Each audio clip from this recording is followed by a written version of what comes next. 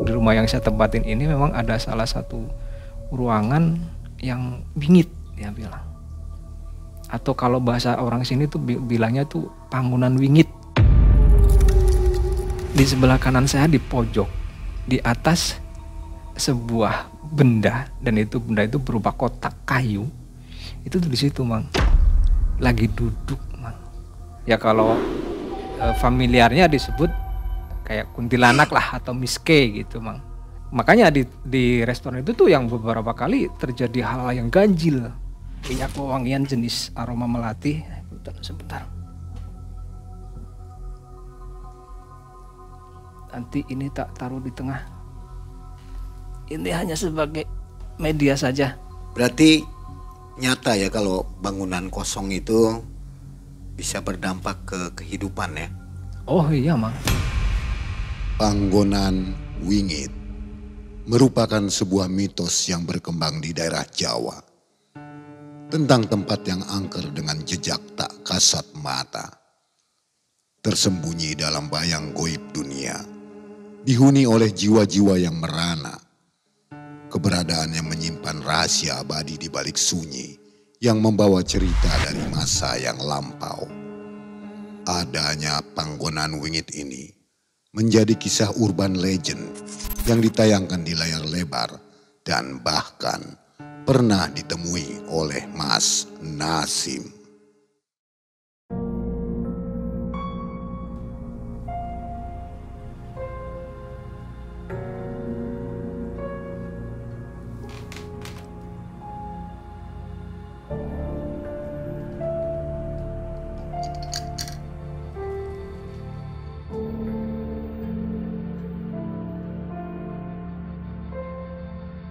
Ya, jadi sebelum ini dimulai semuanya, jadi saya mau izin sebentar ke semuanya yang ada di sini. Jadi ini cerita, kalau bahasa saya ya real, memang ini yang terjadi. Jadi salah satunya saya cuman punten sebentar. Saya minta ini sana. Saya bukan lagi mengajak bahwa tentang hal mistis atau apapun, ini hanya sebatas media buat ritual saja yang fungsinya adalah ini minyak wewangian jenis aroma melati. Sebentar. Nanti ini tak taruh di tengah. Ini hanya sebagai media saja. Yang inti dari apa yang akan saya lakukan ini cuma istilahnya kita kirim doa aja lah ke sosok ini, karena bagaimanapun kita akan membawakan cerita tentang dia, yang mudah-mudahan nanti kegiatan ini lancar sampai akhir, sampai selesai, dan mudah-mudahan cerita ini akan bermanfaat buat semua orang. Nanti ketika saya sebutin Al-Fatihah, kita baca Fatihah bareng-bareng ya. Ya. Itu saja. Bismillahirrahmanirrahim. Sayyidina Rasulullah sallallahu alaihi wasallam. Bismillahirrahmanirrahim. Allahumma khususan ila ruhi. Al-Fatihah. Bismillahirrahmanirrahim. Bismillahirrahmanirrahim. Alhamdulillahirabbil alamin. Arrahmanir rahim. Iyyaka na'budu wa iyyaka nasta'in. Ihdinas siratal mustaqim. Siratal ladzina an'amta 'alaihim ghairil maghdubi 'alaihim. Mudah-mudahan dengan Al-Fatihah kita nyampai kepada beliau, menjadi penyempurna beliau, menjadi wasilah buat beliau bertemu dengan Tuhannya atau bertemu dengan penciptanya. Yang mudah-mudahan beliau di sana mendapatkan tempat terbaik. Amin. Insyaallah subhanahu wa ta'ala. Sudah selesai.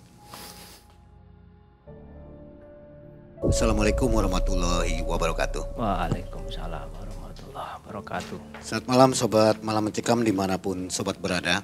Mudah-mudahan selalu dalam keadaan sehat walafiat ya. Hari ini Mang E dan tim sudah menyiapkan seorang narasumber. Ini pernah tampil di MM. Namanya Mas Nasim. Videonya yang ini nih, banyak pengalamannya. Jadi Mas Nasim ini seperti yang sudah diketahui adalah seorang spiritual ya. Nolong-nolong orang gitu ya. sesekali. Mang. Sesekali. Kalau lagi mood. Iya. Jadi mood-moodan nih. Iya mood-moodan Mang. Ada dokter mood-moodan. Mas Nasim punya kisah tahun 2020 ya? Betul Mang. Di salah satu kota di daerah Jawa Timur. Jawa Timur ya? Ya betul. Jadi ini menolong orang atau tiba-tiba datang orangnya atau gimana? Atau datang langsung gitu? Sebetulnya kalau bahasa menolong bagi saya terlalu berlebihan Mang.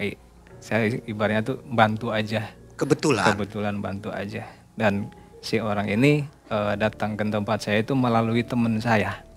Jadi orang ini tahu saya itu melalui teman saya Mang. Jadi si orang ini dibawa sama teman saya ke rumah saya. Gitu. Awal mulanya seperti itu. Apa sih kejadiannya?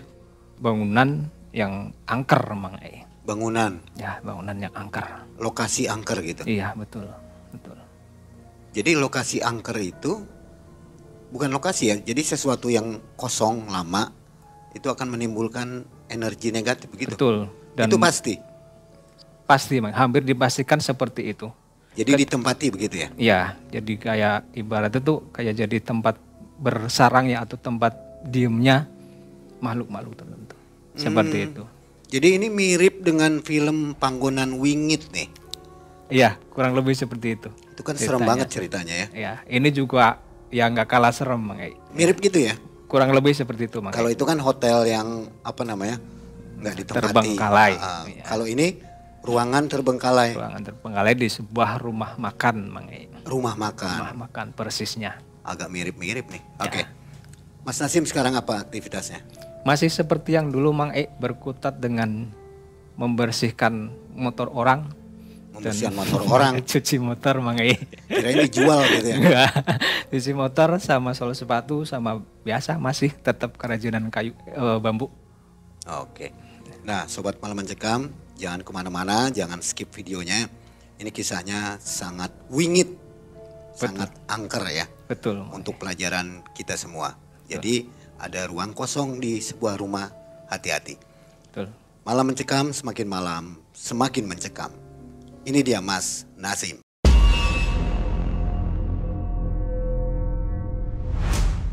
Jadi gini Mang di bulan November di tahun 2020 saat itu saya masih ada di Cilacap Mang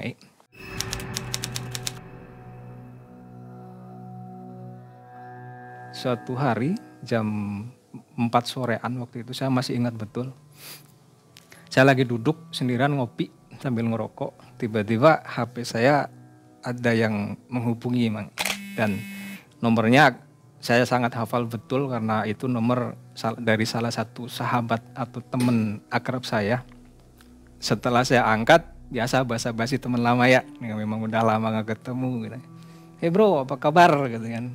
Tumben ente nelpon, saya bilang kan. Ada apa nih? Tumben, biasanya jarang-jarang ente nelpon kata saya kan. Dia ketawa-ketawa gitu, basa-basi gitu biasa, nanyain kabar gimana, sehat nggak, kerjaan lancar nggak, bla bla bla bla bla. Jadi saya tanyain, karena saya hafal betul nih dengan karakter teman saya ini. Dia tuh kalau nelpon yang sekiranya ada hal-hal yang mendesak aja Mang. Kalau yang biasa hari-hari biasa tuh jarang banget, bisa dibilang jarang banget. Akhirnya dia yang nanya dulu ke saya. Lagi di mana sekarang? Kata dia. Saya jawab di rumah lah, di Cilacap. Ada apa sih? Mau ada perlu, kata dia. Perlu apaan? Katanya. Kalau minjem duit saya nggak punya, saya bilang gitu kan. Saya bercandain. Enggak, ini serius beneran, serius ada perlu. Katanya. Ketika saya menangkap dari kata-katanya atau dari nada bicara yang kelihatan memang benar-benar serius, akhirnya saya nanggepin Mang ada apa sih? Saya bilang gitu kan. Ini saya mau minta tolong. Saya punya saudara jauh, dia bilang. Saya punya saudara jauh, mau minta tolong sama kamu, katanya. Terus saya bilang kan, ya bisa nggak, katanya. Ya tergantung, apa dulu, saya bilang kan.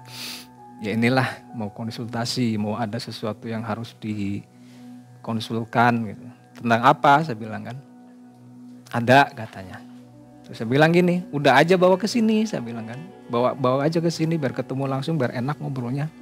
Tapi bener bisa, kata dia kan. Iya insya Allah bisa, saya bilang kan. Udah nanti tak kondisiin gitu kan. Pembicaraan selesai, singkat cerita selang beberapa hari dia yang WA Mang chat, nggak yang nelpon, memastikan bahwa saya mau berangkat ke situ, udah pesen tiket dan sebagainya, saya mau ke situ sekarang katanya. Lalu saya jawab, oh yaudah saya tunggu gitu kan. Dia kan berangkatnya kan dari Jawa Timur nih, dia pakai kereta sama orang yang ini.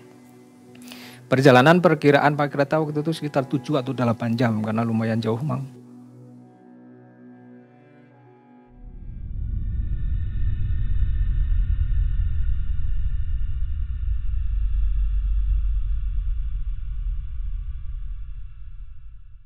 Singkat cerita, mereka nyampe di rumah. Kebetulan saya lagi tinggal sendiri Mang karena anak sama istri udah di sini. Setelah datang, satu teman saya, seorang perempuan, yang satu lagi laki-laki yang saya perkirakan entah itu saudaranya atau suaminya. Setelah saya persilakan masuk, kita ngobrol di dalam. Awalnya yang ngomong itu teman saya dulu Mang. Teman saya itu memperkenalkan, ini Mas, ini saudara saya katanya, dari Jawa Timur, datang ke sini mau ada keperluan dengan Mas katanya. Akhirnya saya kenalan, namanya adalah Mbak Leni dengan suaminya. Jadi setelah memperkenalkan diri, akhirnya si Mbak Leni mengutarakan maksudnya datang ke tempat saya Mang. Jadi setelah sekian tahun pernikahan dan belum dikaruniai keturunan Mang. Jadi mereka berdua ini datang ke tempat saya tuh mau mengkonsultasikan tentang keadaannya. Jadi dia mau nanyain gitu, ada apa nih gitu kan. Terus saya jawab, punten Mbak Leni, udah ke dokter belum, udah cek medis belum, atau udah ke alternatif belum. Kan saya gitu Mang, kalau ada orang yang datang ke saya yang nanyain tentang keluhannya, saya nggak langsung kearahin ke koib atau apa tuh enggak Mang. Saya arahin dulu ke hal-hal yang logis dulu lah, yang ke medis dulu gitu kan. Dan Mbak Leni ngejawab, katanya udah Mas, udah kemana-mana. Cek ke dokter, cek kesuburan, katanya dua-duanya oke, nggak ada masalah. Terus saya bilang, coba ke alternatif belum, kata saya kan. Kan ada tuh pengobatan alternatif yang pakai pijat atau pakai terapi apa gitu kan ada Mang. Kata dia juga udah beberapa kali nyobain malah.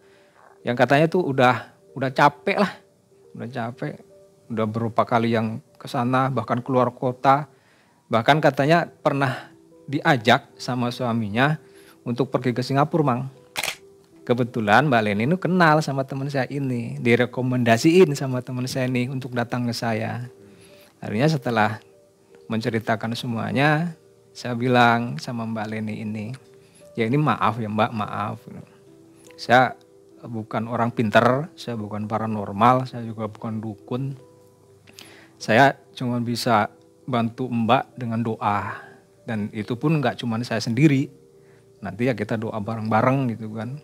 Karena bagaimanapun doa satu orang itu atau doa banyak orang itu lebih afdol dibanding dengan doa satu orang gitu. Permasalahannya udah diutarakan semua. Di saat itu juga di tempat saya itu saya katakanlah ya, saya ajak berdoa bareng-bareng Mang. Gitu. Nggak cuma saya doang gitu kan. Nah, proses itu lama sekitar 1 jaman lebih saya ajak berdoa.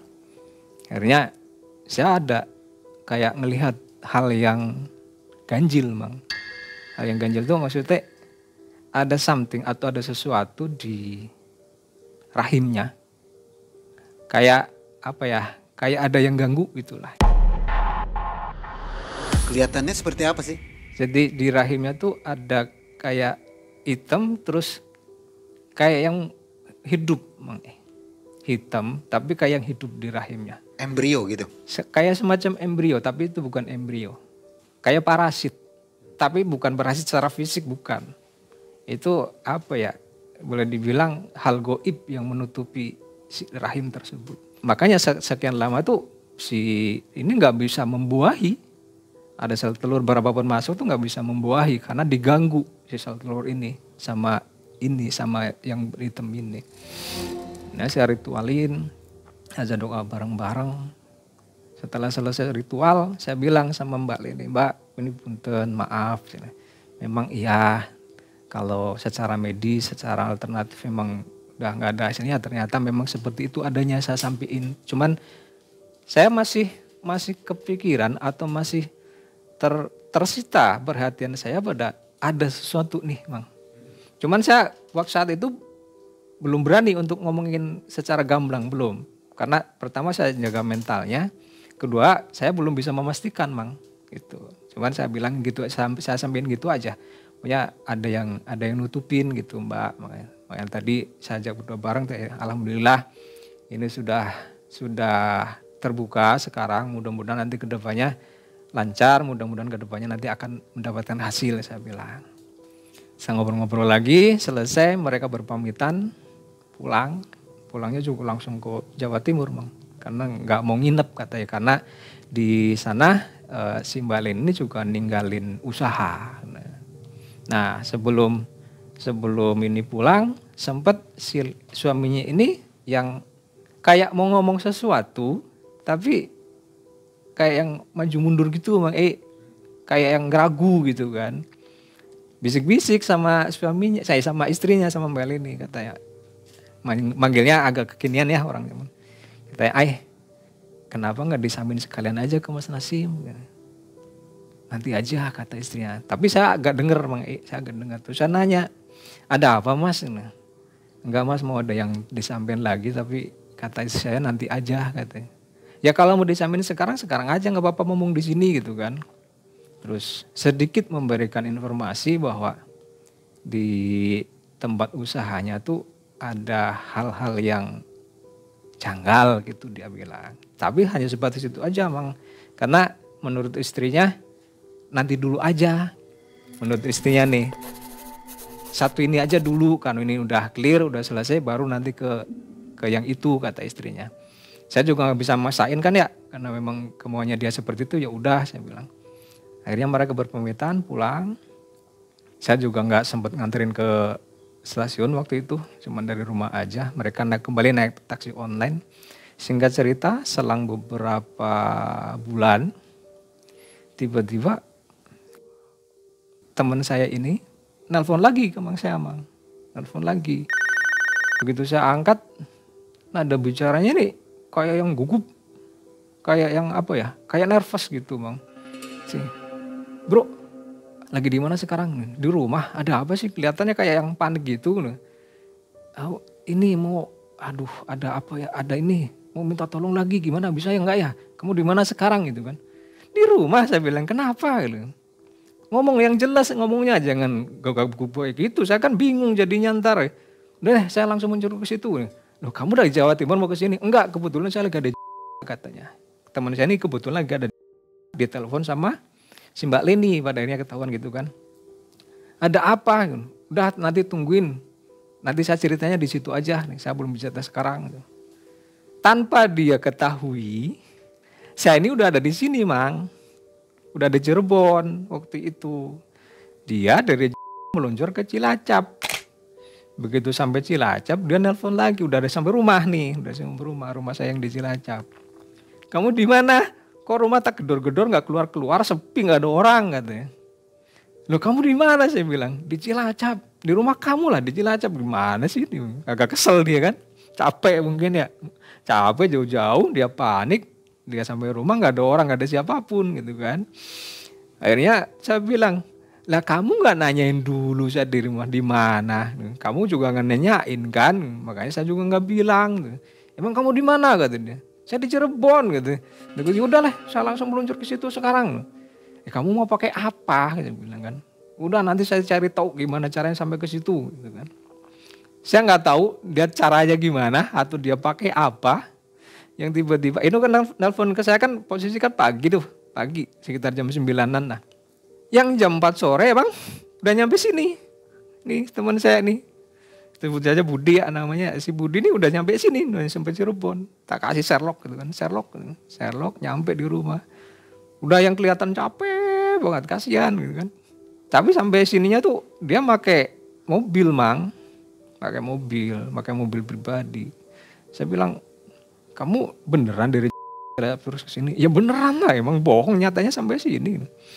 Ya udah ngopi dulu gitu kan. Saya ngopi, ngerokok, ngobrol. Akhirnya si Budi ini yang mau bilang nih tentang keperluannya sampai datang ke Cilacap, di jam nggak ada terus nyusul ke sini.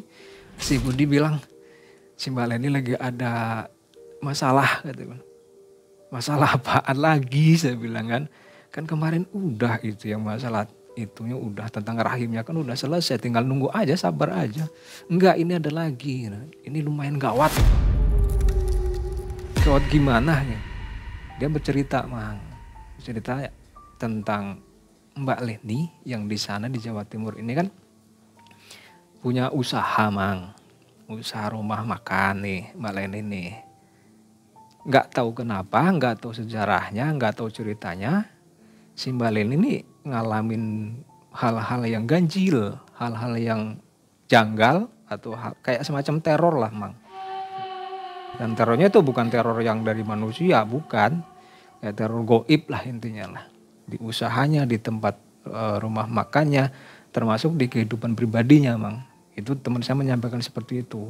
Jadi kata Mas Budi, kalau bisa katanya, kalau bisa sekarang ikut saya katanya. Kemana saya bilang kan, Jawa Timur lah, kemana lagi, ke rumah Mbak Leni kasihan. Ntar dulu masalahnya apa dulu saya bilang kan. Ya sementara itu yang saya sampaikan, nanti jelasnya di sana katanya kan. Akhirnya karena mendadak saya kan pamitan dulu nih sama istri, bilang sama istri gitu kan. Gimana mah, ya kasihan udah nyampe sini mau gimana lagi gitu kan. Udahlah nggak apa-apa gitu, gas gitu kan. Perjalanan dari sini ke sana kan jauh, Mang. Jauh, lumayan jauh tuh. Sekitar 10 jam. 10 jam itu dibikin yang nggak ngebut, Mang lah, ya nyantai itu kan. Saya juga nggak mau yang terburu-buru, walaupun si Budi ini kelihatan kayak yang panik banget karena beberapa kali juga si Mbak Leni ini yang berusaha menghubungi Mas Budi terus, memastikan gitu kan. Singkat cerita, setelah perjalanan yang cukup melelahkan, sampailah saya di suatu tempat di daerah Jawa Timur itu, di suatu kota di Jawa Timur itu. Di hadapan saya setelah saya turun dari mobil, Mang, di hadapan saya tuh terpampang sebuah bangunan yang lumayan besar, Mang. Jadi ternyata bawahnya itu dijadikan kayak restoran gitu, rumah makan besar kayak semacam restoran dengan desain yang bagus, interiornya bagus, kursi-kursinya juga bagus, rumahnya juga besar. Nah kelihatan dari jauh di atasnya tuh kayak yang apa ya, ada ruangan-ruangan, Mang, kayak kelihatan ada kamar-kamar karena di kanan kiri itu ada jendela. Saya pikir itu adalah kamar. Tapi bukan itu yang menjadi titik perhatian saya, karena di bangunan atas tuh ada auranya tuh apa ya, gelap tuh, Mang. Auranya tuh yang serem, yang gelap, sepintas ya, Mang ya. Auranya tuh gelap, serem. Dan sebelum saya melangkah lebih jauh untuk masuk ke dalam, saya karena sudah ada apa ya, kayak ada penglihatan kayak gitu tuh, saya prepare, Mang. Prepare dalam artian ya baca-bacaan gitulah, baca-bacaan dulu. Si Budi ini yang memang udah ayo masuk, nanti dulu sebentar saya bilang. Saya mau ini dulu, mau menenangkan pikiran dulu. Dia ketawa, dia memang yang sudah tahu gitu kan sifat dan tabiat saya. Ya udah diritualin dulu sok biar adem kata dia. Setelah itu dari jauh saya belum sempat melangkah selanjutnya untuk melangkah masuk, dari kejauhan tuh Mbak Leni sama suaminya yang tergopoh-gopoh gitu, Mang, menyambut kami berdua. Itu malam? Siang, sampai sana tuh siang, Mang. Dari siang, ya? perjalanan dari sini kan si Budi nyampe sini kan sore istirahat sebentar, dari sini perjalanan tuh malam. Nah sampai sana tuh siang, Mang. Siang sekitar jam 8-an lah, atau jam 8 sampai jam 9 karena beberapa kali istirahat juga di perjalanan. Nah dengan tergopoh-gopohnya Mbak Leni sama suaminya itu menyambut saya, Mang. Dengan apa ya, antusiasnya iya, lega kelihatan iya, tapi ada kekhawatiran atau ada kayak apa, kayak cemas gitu, Mang. Wah Mas, alhamdulillah Mas ya sampai juga di sini ya. Maaf gitu. Maaf kalau saya selalu ngerepotin. Saya memang sengaja nyuruh Mas Budi untuk jemput Mas Nasim karena ada sesuatu yang saya perlu bicarain sama Mas Nasim gitu kan. Saya sih udah agak nangkepnya karena saya udah dikasih pertanda kan, penglihatan itu kan. Cuman saya nggak mau gegabah, nggak mau yang nentuin langsung gitu kan. Ya saya dipersilakan masuk, duduk. Ini warung nih lagi jalan Mang, memang lagi buka. Tapi pengunjung nggak rame Mang, sepi. Pengunjung ini sepi. Hanya ada 1 atau 2 waktu itu. Sekilas ketika perjalanan masuk dari depan ke itu kan lewatin warung nih Mang nih, lewatin restoran itu. Kebetulan di meja itu tuh ada daftar menu gitu kan. Ya, saya cuma ngelirik doang sekilas itu. Menunya tuh kelihatan yang kayak mungkin menu favorit gitu ya, ditulis gede gitu ya. Ayam bakar, tuh, terus sate kambing, sate ayam kayak gitu tuh Mang. Itu sekilas aja. Di daftar menu itu saya lihat itu. Dan orang yang lagi makan itu pun yang saya lihat di salah satu meja orang memang lagi makan kayak memang itu ikan bakar itu Mang. Nggak tahu tuh ikan mas atau ikan apa itu nggak tahu. Saya diarahkan untuk naik ke atas Mang, nggak di bawah. Karena di bawah itu kan memang restoran, termasuk dapur dan sebagainya. Saya diajak naik ke atas. Di atas itu saya misalkan duduk di salah satu ruangan yang terbuka, mungkin itu ruangan tamu ya, karena ada meja kursi di situ. Tapi ruangan ini nih kayak yang menyatu dengan apa ya, kayak dapur di atas, dapur pribadi mungkin ya. Terus ada tempat buat game gitu juga di situ, nge-gym gitu. Apa sih namanya kayak buat jalan di tempat tuh Mang? Ada juga di situ. Treadmill gitu, ada juga di situ. Termasuk kamar-kamarnya juga lumayan besar. Tapi mata saya nih kayak nggak bisa lepas dari bawah sampai sana itu kayak nggak bisa lepas, tersita dari salah satu sudut di salah satu kamar di ruangan atas ini Mang. Kesita banget tuh, kayak ada narik ke arah situ tuh. Cuman karena saya belum basa-basi dengan Mbak Leni kan, saya abain dulu deh gitu kan. Akhirnya Mbak Leni ini ngomong, menyampaikan, saya sambil suruh ngopi, sambil ngerokok gitu ya. Jadi gini Mas, kata Mbak Leni. Waktu itu kan waktu saya pertama datang ke rumah Mas Nasim kan memang suami kepengennya tuh langsung ngobrolin masalah ini nih. Cuman kata saya nanti dulu lah gitu kan. Nah sekarang mumpung kesempatannya lagi bagus, Mas Nasim kesini, saya mau menyampaikan permasalahan yang ada di sini Mas. Apa sih Mbak, saya bilang kan. Mbak Leni mulai bercerita Bang. Jadi Mbak Leni ini meneruskan usaha orang tuanya. Restoran ini usaha orang tuanya. Dan teruskan sama Mbak Leni. Dan Mbak Leni ini baru menangani restoran ini yang dipegang sama Mbak Leni itu belum lama Bang. Belum lama karena sebelum dipegang sama Mbak Leni kan tadinya usaha bapaknya nih. Tapi sudah ada gangguan, sudah ada hal-hal yang yang mistis Mang. Akhirnya singkat cerita Mbak Leni itu yang nyebutin bahwa iya Mas, bahwa di sini memang di rumah ini, di rumah yang saya tempatin ini memang ada salah satu ruangan yang bingit dia bilang. Atau kalau bahasa orang sini tuh bilangnya tuh bangunan wingit. Si Mbak Leni tuh nyebutin kayak gitu Mbak. Bangunan wingit gimana Mbak maksudnya? Jadi di sini tuh Mas ada salah satu kamar yang dari dulu, dari zaman bapak saya tuh nggak pernah dibuka. Dia bilang gitu. Alasannya gitu.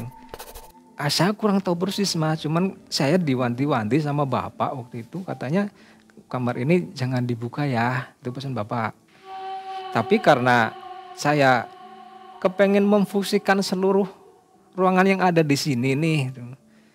Terus saya terdorong oleh rasa penasaran, terdorong oleh rasa pengen tahu karena ada beberapa kejadian yang menggiring saya atau membuka rasa penasaran saya untuk pengen tahu nih ini di ruangan apa nih sebetulnya sih, kok bapak sampai segitunya gitu kan. Akhirnya saya tuh yang membuka ruangan ini Mas. Si Mbak Leni cerita bilang kayak gitu. Terus Mbak katanya. Nah setelah ruangan saya buka itu mulai Mas gangguan-gangguan yang selama ini kami rasakan, yang kami alami itu semakin intens dia bilang.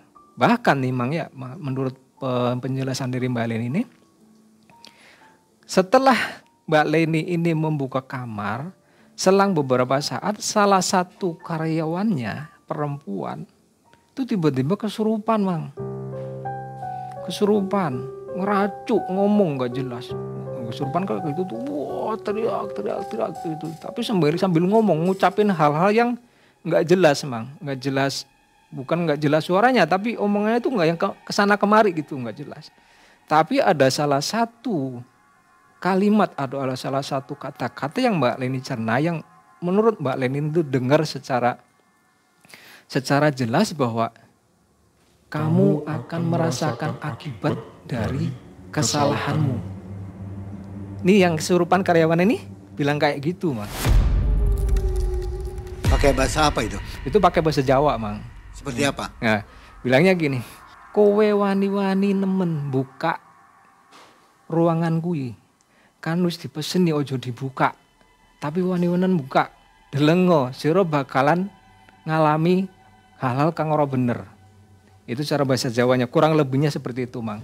Yang ditangkap sama Mbak Leni bahwa ketika si kamar ini dibuka, itu seolah-olah Mbak Leni ini nih kayak akan ngalamin hal-hal yang nggak bener atau hal yang ganjil atau hal yang tidak baik gitu. Si Mbak Leni ini panik, cemas, takut, khawatir. Khawatirnya ya apa ya? Memang ucapan-ucapan seperti itu kan karena memang lagi kerasukan ya, gitu. Nggak jelas lagi omongnya. Cuman ya tetap kepikiran. Akhirnya setelah selesai mengungkapkan atau menjelaskan tentang permasalahannya, rasa apa ya? Rasa ingin tahunya saya atau penglihatan saya itu semakin kuat, Mang. Tertuju pada salah satu ruangan yang menurut Mbak Leni disebut oleh yang kesurupan ini sebagai panggonan wingit itu, Mang.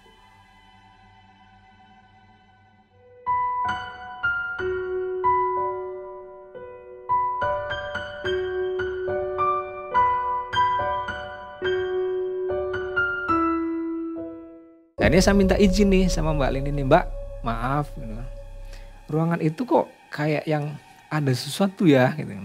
Ya Mbak Leni yang mengiyakan memang, karena memang ruangan itulah yang disebut oleh sebagian orang atau oleh keluarganya itu sebagai bangunan wingit itu, dan dia yang udah membuka ruangan itu, padahal sebelumnya sama bapaknya udah dipesenin nih, jangan dibuka. Tapi karena rasa penasarannya Mbak Leni, rasa ingin tahu Mbak Leni karena ada beberapa hal yang ganjil, yang akhirnya dia membuka. Saya berusaha masuk ke situ, cuman saya bilang sama Mbak Leni, tapi Mbak maaf, ada teman saya Budi di situ. Bud, punten ya, saya mau masuk ke situ, tapi tolong Mbak Leni sama suaminya jangan ikut dulu, gitu kan. Tapi kamu temenin saya bilang gitu sama Budi. Oh iya Mas, siap. Terus saya pesan sama Mbaknya di sini dulu ya, biar saya masuk ke sana dulu sama Budi gitu kan.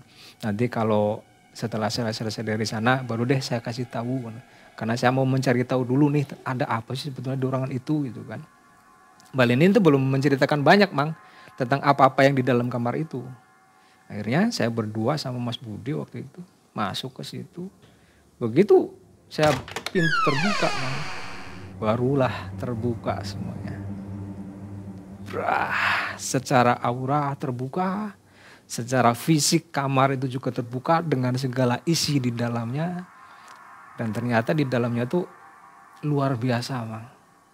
Auranya, energinya, termasuk hal mistisnya tuh luar biasa, Mang.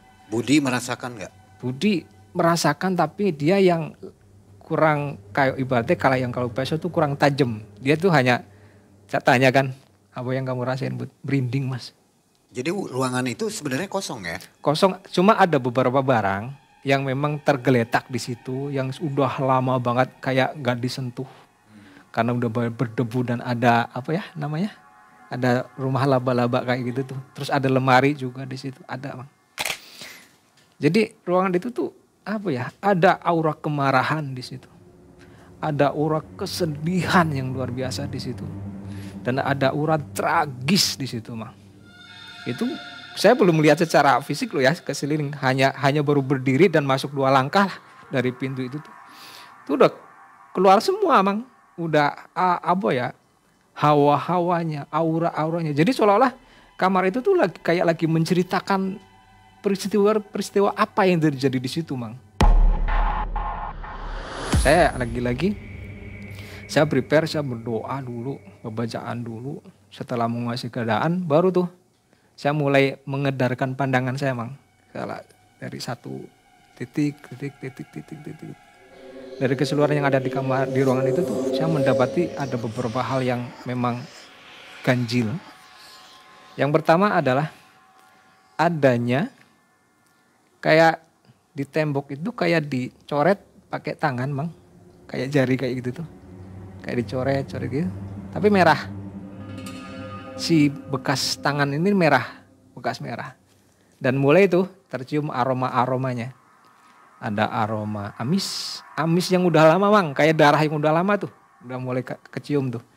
Ada kayak gitu, terus ada kayak bekas cakaran. Tapi yang si tembok ini yang nggak luka, nggak yang terkelupas catnya apa itu, enggak, Bang. Cuman kelihatan ada bekas cakaran dan itu pun merah juga, kayak merah darah. Cuman saya belum memastikan kalau itu darah. Cuman dari aromanya udah ketahuan bahwa itu darah. Cuman saya belum bisa yang langsung memvonis karena saya harus menggali lebih dalam lagi tentang ini. Belum tertangkap sosok? Belum. Di situ belum, Mang. Belum kelihatan. Hanya auranya, energinya, kemarahannya, kesedihannya dan sebagainya. Tapi belum kelihatan ada sosok, belum. Akhirnya saya keluar. Terus saya menghampiri Mbak Leni dan suaminya yang memang nungguin di ruang tamu tadi. Saya sampai ini, Mang, apa yang saya lihat di situ ke Mbak Leni ini, bahwa ini Mbak, di sini kok di ruangan itu kok ada hal yang janggal ya, ada amarah, ada kesedihan yang luar biasa, ada hal yang kisah yang tragis di situ. Mbak Leni nanya, loh Mas tahu dari mana? Emang Mas ngelihat? Kalau ngeliat sih enggak, Mbak, cuman auranya tuh kental banget, auranya tuh yang kerasa banget ke saya. Ini harus dikondisikan dengan segera karena ada beberapa hal yang ini sifatnya akan membahayakan enggak cuman Mbak Leni tapi ke semuanya, saya bilang gitu kan. Ya akhirnya Mbak Leni bilang gini, ya pokoknya Mas saya nyerahin sepenuhnya ke Mas Nasim, apapun yang diperlukan tinggal bilang saja ke saya gitu kan. Akhirnya setelah saya mendapatkan izin Mbak Leni, saya sendirian masuk lagi ke ruangan itu. Cuman saya udah minta sesuatu ke Mbak Leni dan sebagian juga. Saya memang kan kemana-mana selalu ketika ada hal seperti ini saya bawa bekal, Mang, katakanlah ya. Bawa bekal. Bekal saya tuh sih bukan apa-apa sih, cuman ya minyak kayak gitulah. Minyak sama tasbih gitu. Saya bilang, Mbak saya mau masuk tapi saya mau sendiri. Nggak boleh ada yang nemenin, saya bilang. Mas Budi juga jangan ikut dulu ya Mas ya. Tapi kalau Mas Budi mau ini ya tunggu aja di luar. Tapi jangan masuk, jangan deket-deket kamar ini deh. Tunggu di luar aja gitu.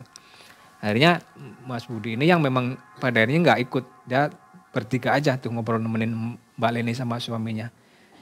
Akhirnya saya masuk dengan niatan karena memang saya udah mulai menangkap benang merah, saya juga sudah mulai berpikir pasti ada sesuatu nih di sini.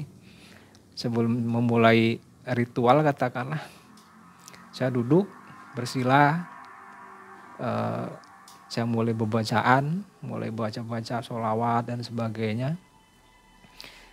Mulai itu Mang, ada apa ya, kayak ada sesuatu yang kayak kepengen menunjukkan interaksi atau eksistensinya gitu kan. Pertama sekelebatan gitu lewatin. Saya diemin aja, saya masih terus sholawat, saya terus masuk zikir. Saya juga kirim beberapa surat Fatihah yang saya khususkan karena kan saya belum tahu nih yang di sini siapa. Yang saya khususkan untuk hal goib yang ada di sini, saya kirimin Fatihah. Nah, ketika selesai kirimin Fatihah, mulai emang intens, makin berkecamuk nggak karuan. Diiringi pertama kali keluar yang saya dengar adalah suara tangisan yang itu perempuan, tangisannya yang menyayat hati, Mang. Sedih banget si tangisan ini. Nggak keras tangisannya, nggak keras, Mang. Lirih gitu, tapi kayak yang menyayat hati buat itu. Lama-lama tangisan itu semakin terdengar jelas.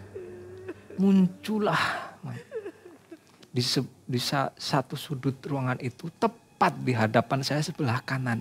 Saya kan ketika melakukan ritual selalu menghadap ke barat. Di sebelah kanan saya di pojok, di atas sebuah benda, dan benda itu berupa kotak kayu. Itu di situ, Mang. Lagi duduk, Mang. Seorang perempuan, rambutnya panjang, perawakannya putih, tapi dia nggak nunjukin muka. Ya kalau familiarnya disebut kayak kuntilanak lah atau miske gitu, Mang. Atau secara bahasa umumnya yang orang banyak tahu tuh ya miske gitu aja. Dia pakai baju putih ya? Dia pakai baju putih, rambutnya juga terurai gitu kan. Jadi duduknya kayak gini. Kayak gini. Ini rambut tergerak ke sini. Jadi kelihatan dari samping kayak gini, Mang. Hidungnya kelihatan, pipinya kelihatan walaupun tertutup rambut sedikit. Tapi face ini nggak kelihatan, muka sebelah sini nggak kelihatan. Dan dia masih tetap dengan rintihannya.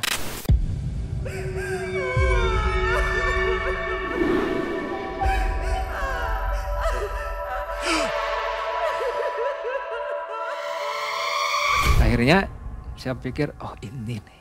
Saya bilang kan, oh ini nih. Dan dengan serta-merta saya berusaha untuk berkomunikasi dengan sosok ini. Walaupun tidak secara fisik emang ya, karena saya nggak bisa untuk berkomunikasi secara fisik. Tapi komunikasi dari kami adalah, ya bisa boleh dibilang komunikasi batin lah. Akhirnya selama proses itu tuh si sosok ini nih yang menceritakan tentang dirinya. Tentang apa yang dia alami, apa yang dia rasakan, walaupun belum sepenuhnya dia membuka, Mang. Jadi si sosok ini adalah seorang gadis desa yang sangat-sangat cantik sekali. Dan dia mengalami hal-hal yang sangat tragis dalam hidupnya dulu. Dan dia menceritakan itu pun dengan tangisannya, dengan rintihannya. Yang pada akhirnya di akhir perbincangan kami, dia yang ada amarah yang keluar dari dirinya yang menyatakan bahwa dia lagi menunggu seseorang yang selama hidupnya dicintai, sangat-sangat dicintai, bahkan dia sudah mengorbankan kehidupannya demi laki-laki ini.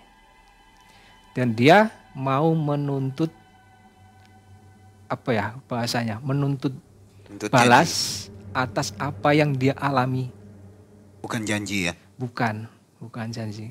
Dan dia sempat melontarkan kata-kata bahwa saya akan mengganggu siapapun yang masuk ke sini, ke ruangan sini, selain orang yang saya cintai. Itu kata-kata itu, Mang. Setelah saya mendapatkan informasi yang seperti itu, akhirnya saya tidak mengiyakan, Mang. Mengiyakan dalam artian, ya oke, enggak. Saya cuma dengerin aja. Setelah itu selesai, saya lagi-lagi saya bacain doa-doa, saya kirimin Fatihah. Saya belum tahu namanya nih, Mang. Belum tahu nama dari si sosok ini. Itu berlangsung berapa lama? Lumayan lama, Mang. Ada sekitar 2 jaman tuh. 2 jam? 2 jam. Proses itu tuh lama sampai. Berarti dialognya banyak sekali? Iya, komunikasi batin ya. Itu dia memang menceritakan apa yang dia alami. Tapi dia lebih menceritakan ke penderitaannya. Tentang rasa sakitnya. Tentang kekecewaannya. Tentang amarahnya. Lebih ke situ ya yang dia ceritakan. Dalam keadaan saya keluar, kalau takut sih enggak, Mang. Cuman lebih ke apa ya, kok tragis banget nih. Kok ya semenyakitkan itu tuh gitu kan. Saya nanya ke Mbak Leni, Mbak, saya udah ngelakuin ya katakanlah meditasi tadi di dalam, saya mendapati hal seperti ini. Saya ceritakan semuanya, Mang, apa yang saya alami di dalam. Dan Mbak Leni ini yang bingung, Mang. Mbak Leni tuh ya nggak tahu ternyata. Nggak tahu Mas, kok bisa kayak gitu ya. Iya Mbak, jadi ternyata nih siapapun orangnya yang masuk ke ruangan itu, selain kata sosok ini, selain orang yang dia cinta itu bakalan digangguin, saya bilang. Semakin takut dong Mbak Leni kan, karena memang Mbak Leni sudah membuka ruangan itu. Terus gimana Mas ini? Ya saya harus mencari petunjuk Mbak, karena dia nggak mau ngungkapin, dia nggak mau ceritain yang terjadi sebetulnya, dia juga nggak mau mengungkap identitasnya. Saya harus cari tahu kemana nih, saya harus gali informasi kemana nih, kalau Mbak Leni nggak tahu itu kan.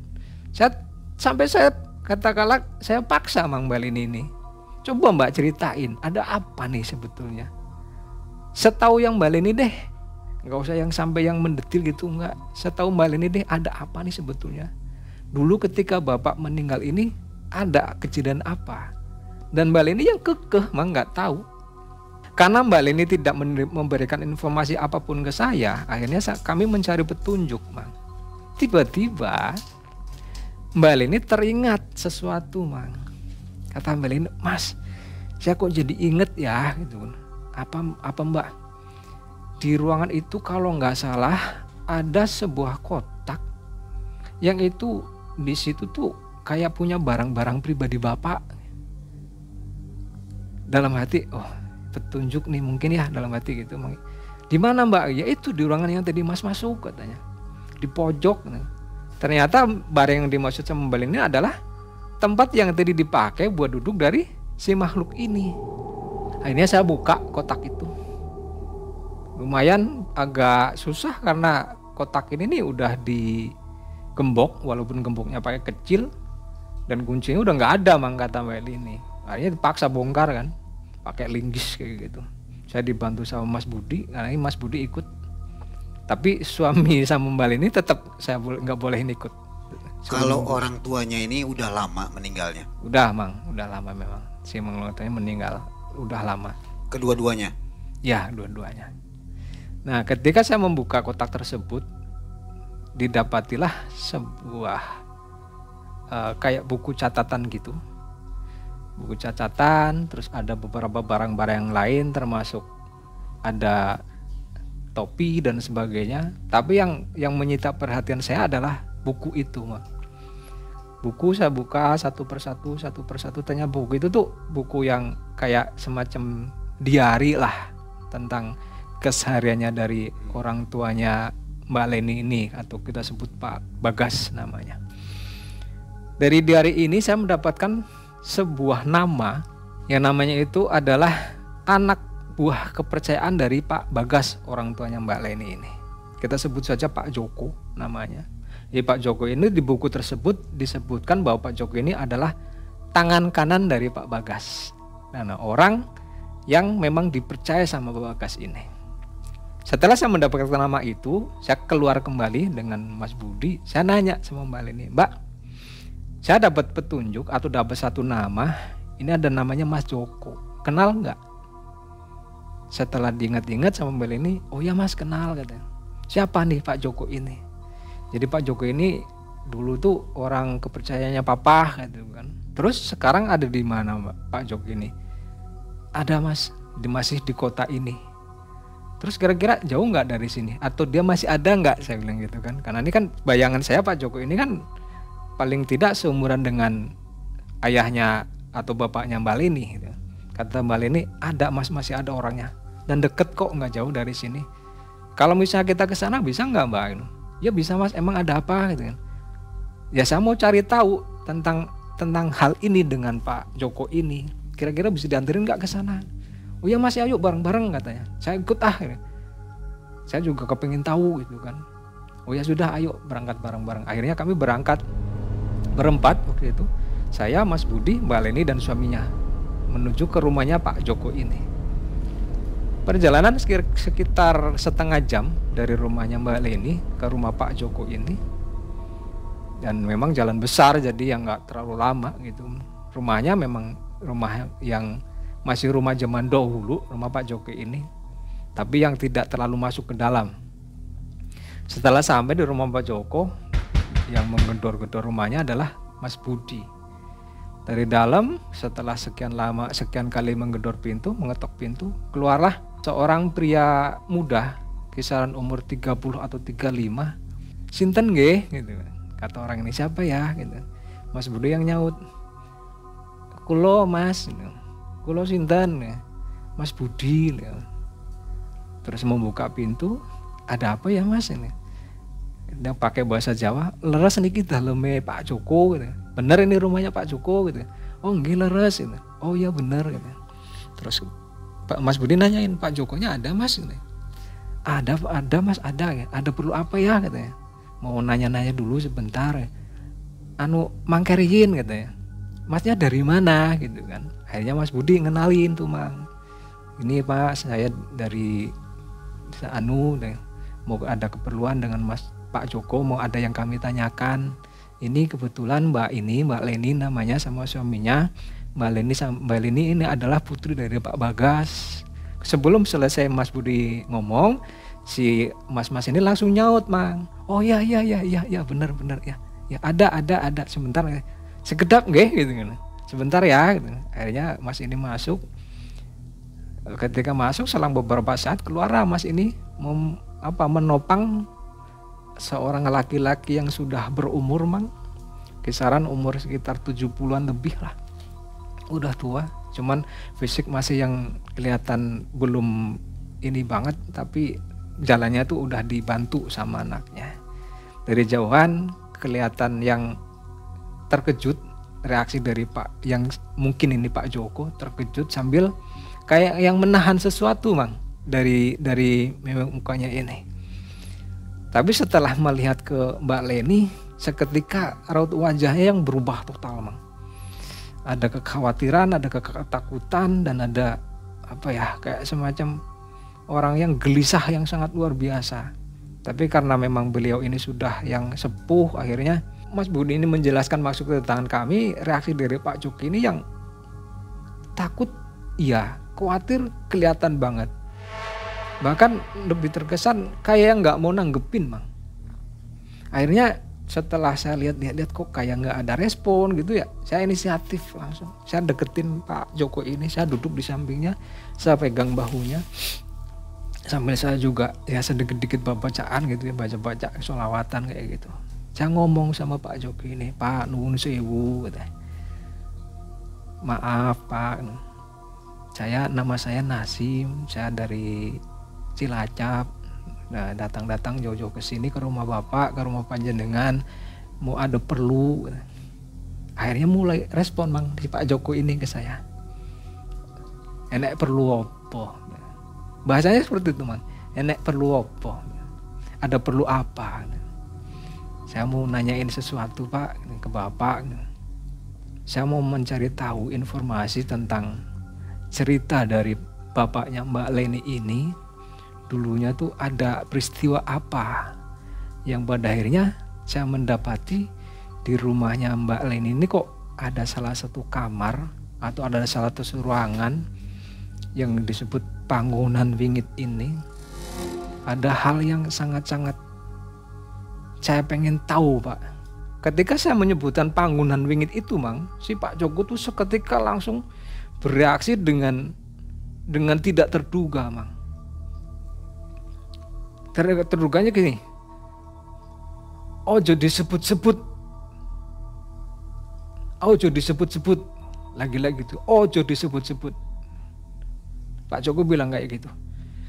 Maksudnya nopo Pak ini? Ojo disebut-sebut, sambil kayak yang marah gitu Mang. Kayak yang marah. Cuman yang nggak bereaksi secara fisik tuh nggak, tapi yang kelihatan dari raut mukanya, dari ekspresinya tuh kelihatannya marah. Akhirnya saya tenangin dulu, saya istighfar Pak, istighfar. Mbak Leni juga yang panik juga, Mas Budi dan semua juga panik semua. Saya rayu dibantu sama anaknya untuk menenangkan Pak Joko ini. Setelah tenang dikasih air minum, akhirnya mulailah tuh Pak Joko menceritakan tentang apa sebetulnya yang terjadi Mang. Jadi ceritanya gini Mang, menurut Pak Joko. Dulu di rumah makanya Pak Bagas ini, Pak Bagas masih bujangan waktu itu. Pak Bagas ini mempunyai kekasih Mang. Seorang perawan desa yang sangat-sangat cantik sekali Mang.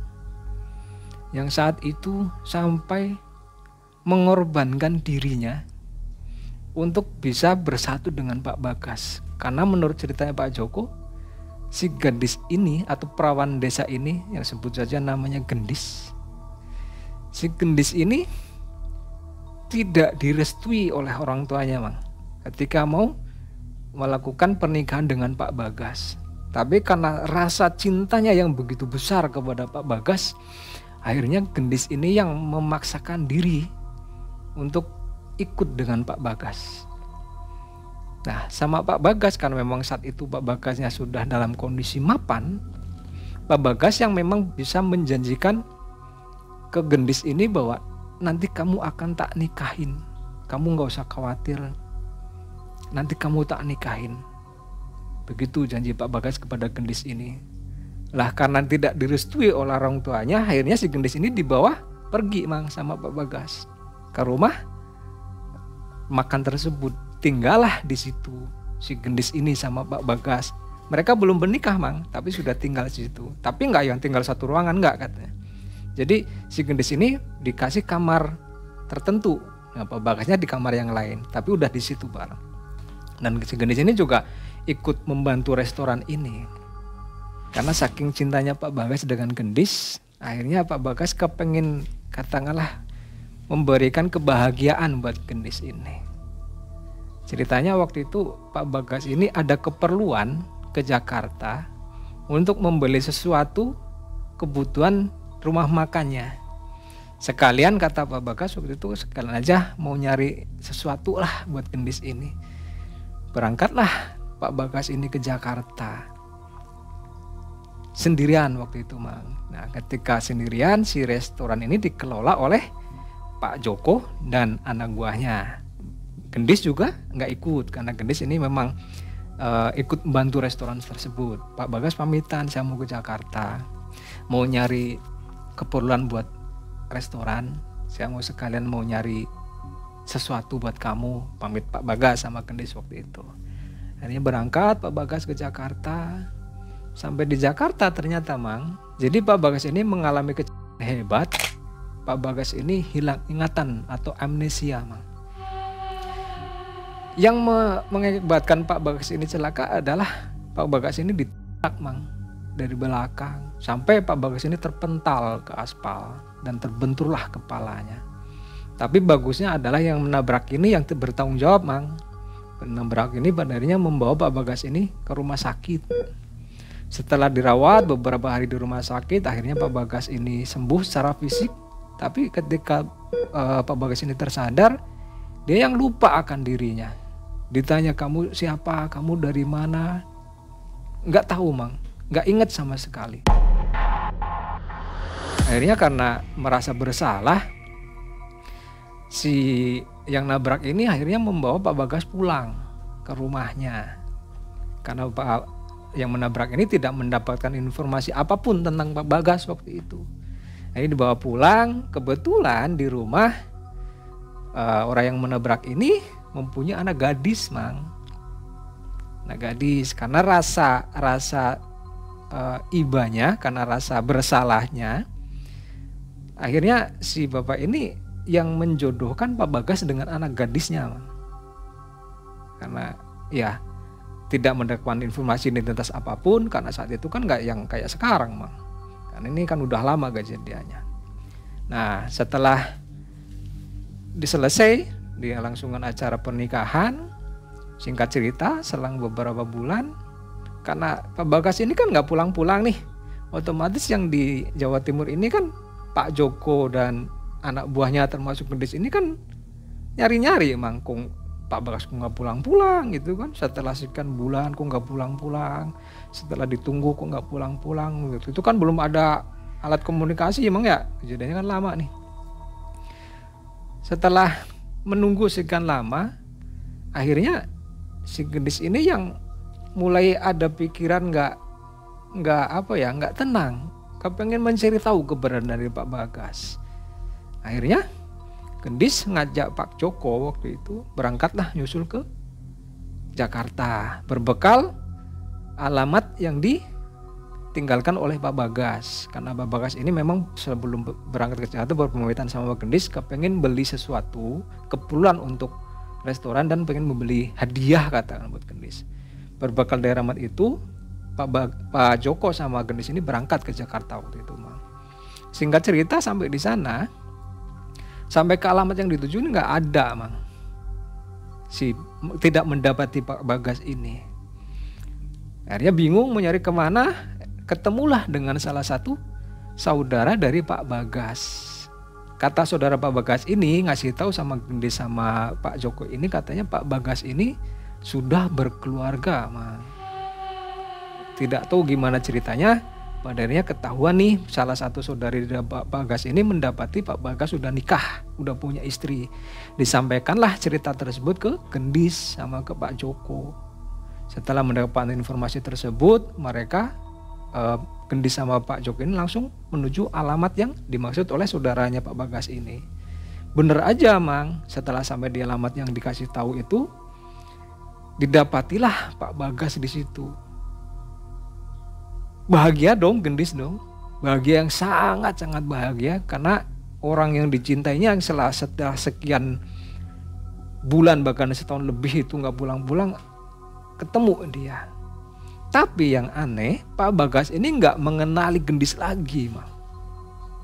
Nggak mengenali Gendis lagi sampai katakanlah dibilang saya ini Gendis, saya ini kasihmu, saya ini orang yang kamu cintai. Saya ini orang yang selama ini mendampingi kamu. Kamu sudah menjanjikan banyak hal ke saya. Kamu tuh kemarin sebelum berangkat ke sini kamu pamitan mau memberikan saya hadiah, mau cari kebutuhan buat restoran. Kenapa kamu lupa sekarang? Atau kamu jangan-jangan kamu lupa, sengaja lupa karena kamu udah tergoda oleh perempuan lain. Karena Gendis ini sudah mendapat informasi kan kalau Pak Bagas ini udah nikah dan punya istri. Kebetulan saat itu istri dari Pak Bagas ini sedang hamil, Mang. Yang hamil tua. Dan Pak Bagas tetap karena udah hilang ingatan, udah amnesia, tetap dengan dia tuh nggak inget dengan si Gendis ini.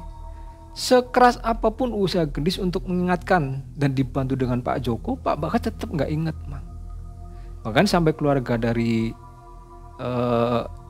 istrinya Pak Bagas ini sampai yang bilang, katakanlah kamu ngapain ngaku-ngaku kayak gitu, kamu ngapain berusaha untuk mengajak si Bagas menantu ini, si Bagas ini udah punya istri, sekarang jadi menantuku, udah jangan diusik lagi, jangan diganggu lagi, udah kamu pulang aja sana, jangan ganggu kami, jangan ganggu keluarga kami, jangan ganggu anakku, kata mertua Pak Bagas ini. Akhirnya karena usahanya tidak mendapatkan hasil, Gendis dan Pak Joko ini pulang, Mang, ke Jawa Timur. Sesampai di Jawa Timur, si Gendis ini yang pada akhirnya mengurung diri, Mang, di kamarnya.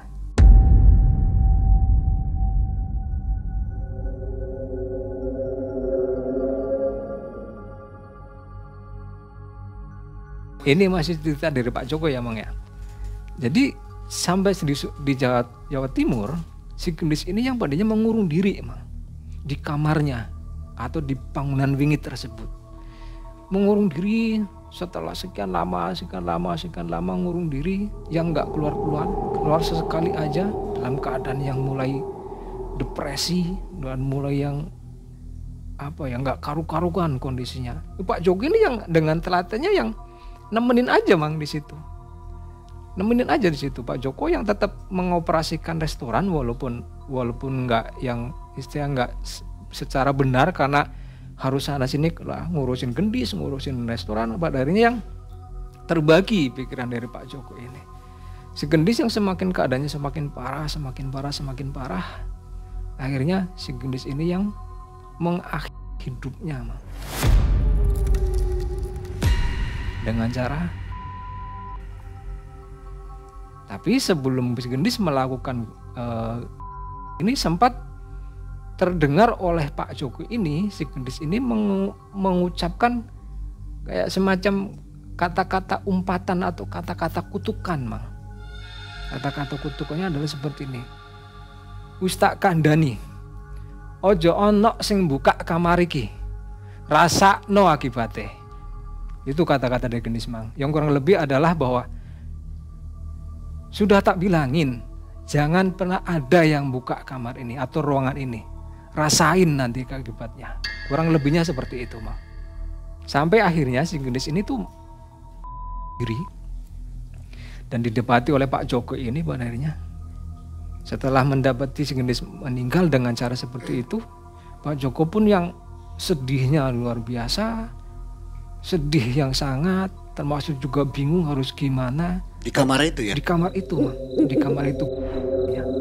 Tapi karena padanya kewajiban ya mau ya Pak Joko juga yang ngurusin kan, karena nggak ada siapa-siapa di situ. Akhirnya sama Pak Joko ini dikebumikanlah si Gendis ini dengan yang layak ya. Dikebumikan, di situ dikubur. Semeninggalnya si Gendis ini mang, si restoran ini sempat yang berjalan, tetap dikelola oleh Pak Joko. Tapi apa ya, mulailah muncul gangguan-gangguan yang seperti yang dialami oleh Leni ini mang, sejak meninggalnya dari Gendis itu. Jadi si Gendis ini nih yang bergentayangan atau arwahnya atau rohnya yang bergentayangan itu yang udah sekitar 48 tahunan ini emang. Mulailah tuh arwah dari Gendis ini yang katakanlah kalau bahasanya gentayangan gitu mang. Rohnya tuh yang kayak yang rompol penasaran kayak gitu tuh. Makanya di restoran itu tuh yang beberapa kali terjadi hal-hal yang ganjil dari dulu, dari semenjak meninggalnya si Gendis ini, karena sumpah serapannya Gendis dan kutukannya Gendis ini. Setelah si Gendis ini meninggal beberapa tahun kemudian, pulanglah Pak Bagas. Entah itu sebabnya apa, Pak Bagas ini pada akhirnya ingat kembali mang, sadar lagi tentang siapa dirinya. Pulih kesadarannya mang. Dia langsung teringat semuanya tentang siapa jati dirinya. Teringat juga tentang Gendis ini, cinta sejatinya. Akhirnya Pak Bagas ini memutuskan untuk pulang ke Jawa Timur. Karena dia teringat semuanya tentang siapa dirinya. Nah, posisi si Leni itu sudah lahir mang. Ketika Pak Bagas ini ingat tentang siapa dirinya itu, Mbak Leni udah lahir katanya. Dia pulang, tapi masih kecil. Pulang Pak Bagas ke Jawa Timur. Sampai di Jawa Timur, sampai di rumahnya atau di restorannya, dia mendapati restorannya itu yang sudah mulai agak kacau mang. Walaupun dikelola oleh anak buah kesayangannya atau anak buah kepercayaannya Pak Joko, tapi usahanya itu tidak seperti yang dulu, seperti yang dia tinggalkan. Sampai di Jawa Timur dijelasin lah sama Pak Joko ini. Jelasin sama Pak Joko bahwa keadaannya seperti ini, Gendis udah meninggal. Pak Joko menjelasin ke Pak Bagas ini juga sambil marah, mang, sambil menahan marah, menahan kesedihan, menahan yang gejolak yang luar biasa. Karena Pak Joko ini ya merasa kasihan juga dengan Gendis. Karena Pak Joko tahu persis ceritanya sampai Gendis tinggal di situ, sampai Gendis melakukan hal yang seperti itu, Pak Joko tahu persis ceritanya. Makanya Pak Joko pun yang agak marah sama Pak Bagas ini. Tapi ya Pak Bagas pun yang tidak bisa berbuat apa-apa. Karena Pak Bagas ini ngalamin kecelakaan. Akhirnya Pak Bagas jelasin tuh sama Pak Joko tentang kecelakaannya, tentang amnesianya. Beliau tidak yang memang sengaja meninggalkan Gendis. Tapi memang keadaan yang seperti itu. Akhirnya setelah mendapati Gendis yang sudah tidak ada, si Pak Bagas ini yang dilematis mang. Antara satu, mempertahankan cintanya terhadap Gendis dan tentang anaknya. Karena si Pak Bagas kan udah punya anak nih, udah lahir nih istrinya. Tapi karena Pak Bagas ini memang dulunya karena punya cerita tersendiri, akhirnya Pak Bagas ini yang lebih berat ke tentang cerita di masa lalunya. Dan Pak Bagas ini tinggallah di Jawa Timur, di restoran tersebut, meneruskan usaha yang dulu pernah dia rintis. Anak istrinya dibawa? Enggak dibawa mang. Tinggal di Jakarta. Karena si Pak Bagas ini lebih berat ke di Jawa Timur, tentang usahanya di Jawa Timur ini. Karena memang saking rasa cintanya sama Gendis, akhirnya Pak Bagas ini memutuskan untuk tinggal di situ mang. Tapi Pak Bagas enggak tidur di kamarnya Gendis, enggak tinggal di yang disebut bangunan wingit itu, bukan mang. Karena itu kan memang khusus untuk Gendis. Dulu pun ketika Pak Bagas masih ada pun memang khusus untuk Gendis. Pak Bagas punya kamar sendiri mang. Akhirnya Pak Bagas ini yang pada akhirnya meninggal di restoran itu mang. Di rumahnya. Nyusul cinta matinya si Gendis ini. Setelah sekian tahun berjalan, Restoran ini dikelola oleh Pak Joko berjalan. Tapi Pak Joko tahu nih kalau Mbak Bagas ini udah punya keturunan di Jakarta. Setelah Mbak Leni besar, Mbak Leni itu yang dikasih tahu sama keluarganya bahwa usaha orang tuanya yang di Jawa Timur ini yang tidak ada penerusnya. Karena sekarang dipegang sama Pak Joko, akhirnya Mbak Leni itu pulang ke Jawa Timur. Walaupun terjadi perdebatan yang agak lumayan karena Pak Joko kan tahu ceritanya semuanya, tapi karena Pak Joko kan nggak berhak apapun, karena pada akhirnya Pak Joko yang menyadari bahwa usaha tersebut atau rumah tersebut ya tetap menjadi hak waris dari Mbak Leni. Saya berkesimpulan bahwa berarti ini kuncinya gini Mbak, biar roh dari gendis ini tidak mengganggu lagi, harus ada yang bisa membuktikan bahwa Pak Bagas ini benar-benar mencintai gendis. Akhirnya Mbak Leni ingat, jadi dulu sebelum bapaknya pergi, bapaknya itu nitip sebuah kalung buat Leni ini. Cuman nggak ngomong apa-apa bapaknya ini, menitip aja buat Leni ini. Hanya Mbak Leni teringat, apa ini ya Mas ya, dulu maksud bapak ke Jakarta buat nyari hadiah buat beli kalung ini, jangan-jangan ini yang niatnya mau diberikan ke gendis ini. Kata saya, ya bisa jadi Mbak, gitu kan. Kata Pak Joko juga, ya itu mungkin yang dimaksud dengan Pak Bagas, membelikan hadiah buat si gendis ini. Akhirnya kami berkesimpulan bahwa inilah yang dimaksud oleh Pak Bagas untuk memberikan hadiah buat si gendis. Gimana kalau kita datang ke makamnya gendis dan kita ziarah lah ke sana, gitu kan. Ya boleh Mas, tapi nanti gimana nih kesananya, mau kalung ini mau ditaruh di sana atau gimana gitu. Nanti gimana di sana aja Mbak, yang penting kita ke sana dulu, gitu kan. Akhirnya kami berpamitan ke sana dan Pak Joko ini tiba-tiba yang ngomong, aku mau ikut, aku pengen melok, katanya Pak Joko ini. Loh Pak, beneran mau ikut Pak? Ya, aku mau ikut. Akhirnya setelah meminta persetujuan ke anaknya, ajaklah Pak Joko ini ke makam tersebut.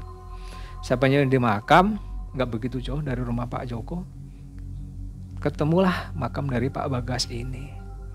Setelah selesai baca-baca doa kirim Fatihah dan sebagainya, kami bilang ke Pak Joko, Pak Joko, kalau makamnya gendis di mana, gitu kan. Ada di sana, nggak jauh kok dari sini. Kok kenapa dulu nggak disatuin aja, kalau nggak deketan aja gitu sama makam Pak Bagas gitu. Nggak sengaja, kata Pak Joko. Gitu. Ya sudah, gitu. Kita jalan nih ke makamnya gendis ini. Sampai di makam gendis juga sama seperti baca ngirim Fatihah dan sebagainya. Akhirnya saya tuntun Mbak Leni. Pokoknya Mbak Leni bilang ke makamnya Mbak Gendis ini, taruh aja kalungnya di situ sambil bilang, ya inilah bukti cinta papa saya ke Gendis. Ini loh buktinya kalung ini, nih saya taruh di sini. Ini saya kasihin ke kamu, kata Mbak Leni. Dan ditinggalin tuh Mang di situ Mang kalungnya Mang. Cuman memang nggak dikeletakin di atas itu enggak, tapi ya dikubur di situ juga, digali tanahnya sedikit terus dikubur kalungnya di situ. Setelah selesai ritual itu kami pulang. Setelah pulang nganterin Pak Joko yang pulang ke restorannya Mbak Leni, saya langsung naik ke atas lagi Mang, ke ruangan tersebut. Saya mengadakan ritual lagi yang intinya bahwa saya bilang sama Gendis ini, walaupun sosoknya belum menampak saat itu, saya bilang sama Gendis ini, tolong setelah ini jangan ganggu-ganggu lagi. Kamu sudah saya sempurnakan. Kamu sudah mendapatkan bukti bahwa Pak Bagas mencintai kamu. Nyatanya Pak Bagas meninggalkan warisan berupa kalung kepada anaknya dan itu buat kamu. Dan sudah saya taruh di rumah kamu. Tolong sekarang tenanglah di sana karena memang alam kamu di sana. Jangan menunjukkan eksistensi lagi, jangan ganggu-ganggu lagi keluarga dari Mbak Leni ini. Setelah saya selesai berbicara seperti itu, nampak lagi Mang sosok ini. sama perwujudannya masih rambut panjang, pakaian putih, kulit putih, ya layaknya Miss K gitu. Dan dia yang sudah tidak merintih lagi, tapi dia yang melirik sedikit, nggak tahu itu senyum atau bukan, yang pada intinya saya tangkap bahwa dia sudah bisa menerima keadaan yang cerita yang sebetulnya. Jadi seolah-olah kayak ya sudah, toh saya sudah mendapatkan jawaban bahwa Pak Bagas ini memang mencintai saya. Setelah selesai ritual, saya selesai semuanya, dia yang tidak menyampaikan apa-apa Mang, si gendis ini. Yang cuma menampakkan perwujudannya, saya juga menyampaikan apa yang menjadi maksudnya, dia pergi. Perginya ya menghilang.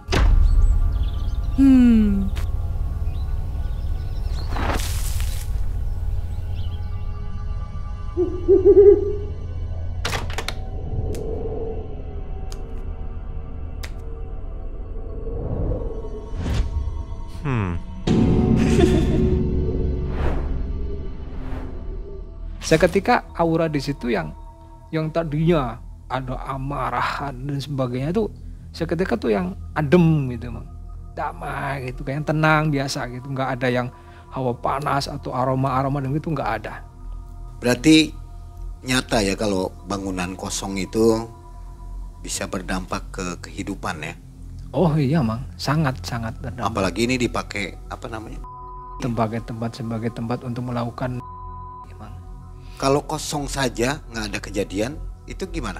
Jadi gini Mang, sebuah tempat bisa dijadikan atau bisa dikategorikan angker atau disebut bangunan wing itu kan dengan berbagai penyebab. Salah satunya karena memang di tempat itu atau di tempat bangunan wing tersebut sempat terjadi peristiwa. Kalau toh ada penyebab lainnya juga ada Mang. Misal kayak di sebuah bangunan yang di situ tadinya dulunya adalah tempat bermukimnya sosok-sosok goib atau sosok astral yang kuat. Itu bisa juga disebut sebagai bangunan wingit. Ya, tempat pesugihan. Tempat pesugihan juga disebut bangunan wingit. Seperti itu Mang. Jadi kejadian yang dialami Mas Nasim ini udah kayak yang ada di film itu ya.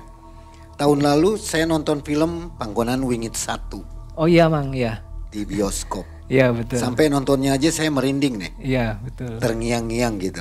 Iya. Sampai ke bawah ke rumah. Oh iya betul.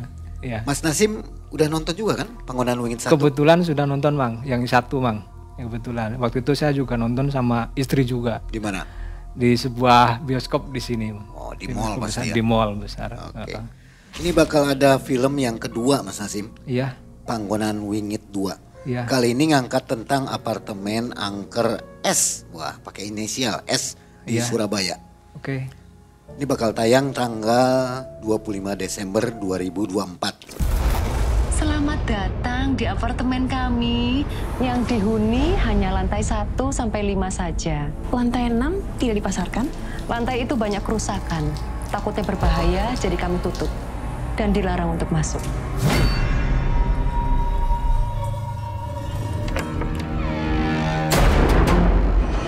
Ketang dino maghrib. Siapa yang masuk ke dalam situ akan mati di hari keempat.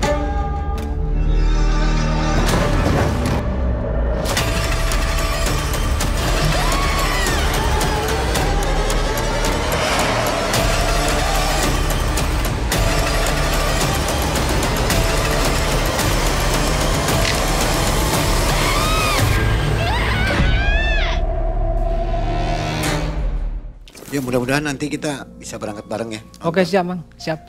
Rumah makannya masih rame sampai sekarang? Alhamdulillah masih berjalan Mang, karena beberapa kali Mbak Leni ini juga yang mengabarkan kepada saya tentang keadaan rumah makannya, yang menyatakan bahwa ya alhamdulillahnya setelah kejadian itu sudah tidak ada gangguan-gangguan lagi, sudah adem ayem katanya. Cuman saya lagi nunggu kabar ini Mang tentang momongan, belum ngabarin juga Mbak Leninya. Berarti sudah 4 tahun yang 4 lalu? 4 tahun Mang, ini tahun 2020 ya. Belum, masih telepon-teleponan? Sesekali masih chattingan, sesekali Mang. Oke. Ya. Setelah itu Mas Nasim pulang ya? Pulang setelah selesai kondisi di sana, saya berpamitan sama Mbak Lini, cuman Mbak Lini juga tetap yang masih berpesan atau masih katakanlah masih berharap kalau toh misalnya nanti ada apa-apa, saya untuk bersedia untuk membantunya lagi. Dan saya nyatakan, pokoknya Mbak kalau misalnya ada apa-apa, ada sesuatu yang perlu disampaikan, sampaikan aja gitu, saya bilang gitu. Oke, Ya. mudah-mudahan semua jadi normal kembali ya. Alhamdulillah, semoga Mang, mudah-mudahan. Baik Mas Nasim, makasih banyak. Kisahnya juga panjang, menarik sekali. Ya. Dan Sobat Malam Mencekam, demikian kisah dari Mas Nasim. Jangan lupa untuk menyaksikan video selanjutnya. Akhir kata Mang Ei dan tim undur diri. Assalamualaikum warahmatullahi wabarakatuh.